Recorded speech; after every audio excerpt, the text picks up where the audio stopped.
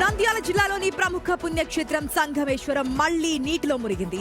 ఎగువ నుంచి కృష్ణానదికి భారీగా వరద రావడంతో కృష్ణమ్మ జలాలు ఆలయాన్ని చుట్టుముట్టాయి. దీంతో సంగమేశ్వరుడు కృష్ణమ్మ ఒడిలోకి జలాదివాసంలోనే ఉండనున్నారు.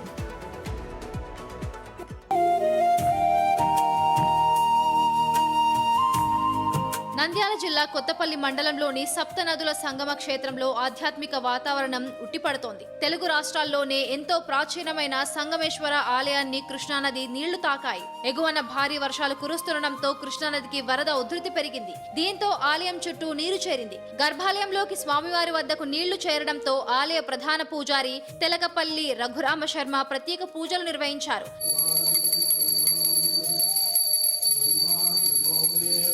గర్భాలయంలో ఉన్న పవిత్రమైన వేపదారు శివలింగానికి చివరిసారిగా కృష్ణా నీళ్లతో ప్రత్యేక అభిషేకాలు చేశారు. ఆ తర్వాత పూజారులు భక్తులు కలిసి కృష్ణమ్మకు చీర సారే సమర్పించి భక్తి శ్రద్ధలతో గంగా హారతిచ్చారు. కృష్ణవేణి, తుంగభద్ర, భీమ, మలపహారిణి, భవనాసి అనే 7 నదులు కలిసే ఈ ప్రాంతం భక్తులకు ఎంతో పవిత్రమైన క్షేత్రం.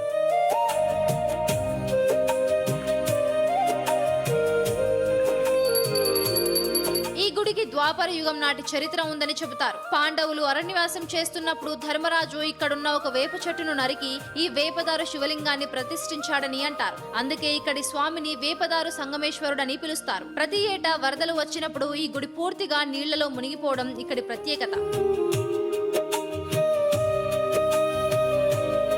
వచ్చే కొన్ని నెలల పాటు స్వామివారు కృష్ణమ్మ ఒడిలోనే జలాదివాసంలో ఉంటారు. మళ్లీ వరద నీరు తగ్గాకే భక్తులకు స్వామివారి దర్శనం దొరుకుతుంది.